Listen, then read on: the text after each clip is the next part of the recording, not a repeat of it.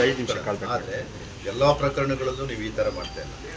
ಎರಡನೇದು most important ಏನಂದರೆ, ನೀವು ಅವನು ಫಿರ್ಯಾದಿದಾರನ ಹಿನ್ನೆಲೆ ಏನು, ಆಮೇಲೆ ಸೋಷಿಯಲ್ ಮೀಡಿಯಾದಲ್ಲಿ ಅದ್ರ ಬಗ್ಗೆ ಏನಾದ್ರು ಇವರಿಗೆ ಬ್ಯಾಡ್ ಒಪಿನಿಯನ್ ಬಂದಿರೋದು ಆ ಥರದ್ದು ಏನಿಲ್ಲ.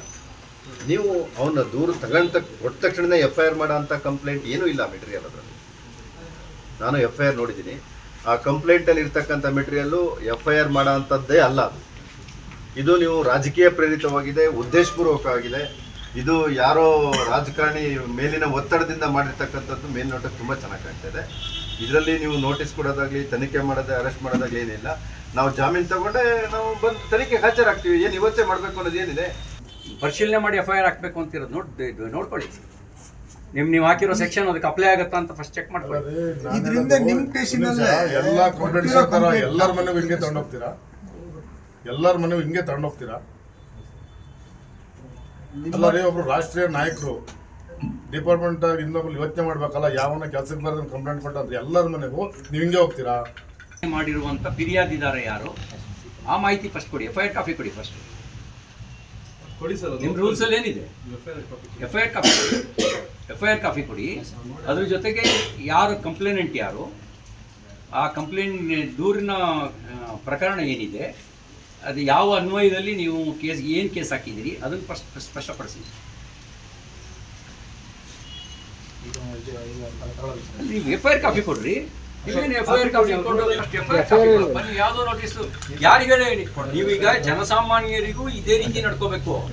ನೀವು ಇದರಲ್ಲಿ ಜನಪ್ರತಿನಿಧಿ ಆದವನಿಗೆ FIR ಕಾಪಿನೇ ಕೊಡದಲ್ಲೇನೆ ನೋಟಿಸು ಅದನ್ನು ಹೇಳಿ ಆಮೇಲೆ ನನಗೆ ಗಮನಕ್ಕೆ ತನ್ನಿ. ಅದನ್ನೇ ಸರ್, ಅದಕ್ಕೋಸ್ಕರನೇ ನೀವು ತನಿಖೆಗೆ ಹಾಜರಾಗಿ ಅಂತ ನೋಟಿಸ್ ತನಿಖಾಧಿಕಾರಿ ಕೊಡ್ಬೇಕಲ್ಲ, ನೀವು ಕೊಡೋಕೆ ನನಗೆ ಮೆಮೊ ಕೊಟ್ಟಿದ್ದಾರೆ. ಅವ್ರಿಗೆ ಪವರ್ ಉಂಟು, ನನಗೆ ಮೆಮೊ ಕೊಡುವಂಥ ತನಿಖಾಧಿಕಾರಿ ನನಗೆ ನೇಮಕ ಮಾಡಿ ಕಳಿಸಿದ್ದಾರೆ. ತನಿಖಾಧಿಕಾರಿಗಳಿಗೆ ಹೇಳಿ ಈ ಥರದ ಕೇಸ್ಗಳಲ್ಲಿ ಪೂರ್ವಾಪರ ಪರಿಶೀಲನೆ ನಂತರನೇ FIR ದಾಖಲಿಸಬೇಕು ಅಂತ BNS ಅಲ್ಲಿದೆ.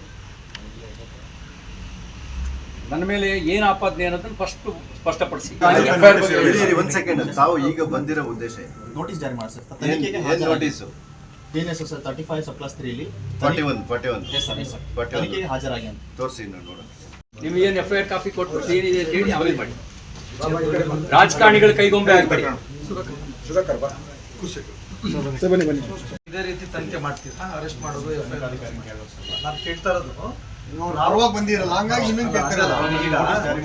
ಈಗ ಅವ್ರು ಹೇಳಿರೋ ವಿಡಿಯೋ ಕ್ಲಿಯರ್ ಇದೆ, ಅವ್ರು ಏನ್ ಹೇಳಿದ್ದಾರೆ ಅನ್ನುವಂತ ವಿಡಿಯೋ ಕ್ಲಿಯರ್ ಇದೆ.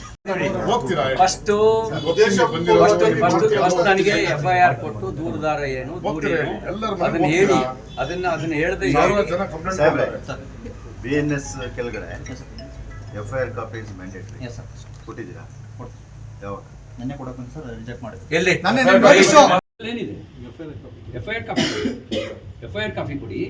ಅದ್ರ ಜೊತೆಗೆ ಯಾರು ಕಂಪ್ಲೇನೆಂಟ್ ಯಾರು, ಆ ಕಂಪ್ಲೇಂಟ್ ದೂರಿನ ಪ್ರಕರಣ ಏನಿದೆ, ಅದು ಯಾವ ಅನ್ವಯದಲ್ಲಿ ನೀವು ಏನು ಕೇಸ್ ಹಾಕಿದ್ದೀರಿ ಅದನ್ನು ಸ್ಪಷ್ಟಪಡಿಸಿ.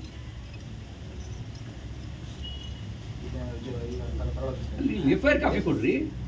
FIR copy certified FIR copy ಕೊಡಿ. ನೀವು ಫಸ್ಟ್ ಪೊಲೀಸ್ ಮ್ಯಾನ್ಯುವಲ್ ನೋಡ್ಕೊಳ್ಳಿ. ಪೊಲೀಸ್ ಮ್ಯಾನ್ಯುವಲ್ ನೋಡ್ಕೊಂಡು ನಿಮ್ಗೆ ಏನು FIR ಕಾಪಿ ಕೊಟ್ಟು ಮಾಡಿ. ಬಂದು ಕಂಪ್ಲೇಂಟ್ ಕೊಟ್ಟರೆ ನೀವು ಇದೇ ರೀತಿ ತನಿಖೆ ಮಾಡ್ತೀರಾ? ಅರೆಸ್ಟ್ ಏನ್ ಮಾತಾಡಿದ್ದಾರೆ ಅನ್ನುವಂಥದ್ದು ವಿಡಿಯೋ ಚೆಕ್ ಮಾಡಲ್ವಾ ನೀವು? ಯಾರೋ ಬಂದು ಕಂಪ್ಲೇಂಟ್ ಕೊಟ್ಟಿದ ತಕ್ಷಣ ಕಂಪ್ಲೇಂಟ್ ತಗೊಬಿಡ್ತೀರಿ, FIR ಹಾಕ್ಬಿಡ್ತೀರಿ. ಸೊ ಮತ್ತೆ ಏನು ಕೆಲಸ ಮಾಡ್ತೀರಿ ನೀವುಗಳು? ಫಸ್ಟ್ FIR ಕಾಪಿ ಕೊಡು. ಬನ್ನಿ. ಯಾವುದೋ ನೋಟಿಸ್ ಯಾರಿಗೆ ನೀವೀಗ ಜನಸಾಮಾನ್ಯರಿಗೂ ಇದೇ ರೀತಿ ನಡ್ಕೋಬೇಕು. ನೀವು ಇದರಲ್ಲಿ ಜನಪ್ರತಿನಿಧಿ ಆದವನಿಗೆ FIR ಕಾಪಿನೇ ಕೊಡದಲ್ಲೇನೆ ನೋಟಿಸು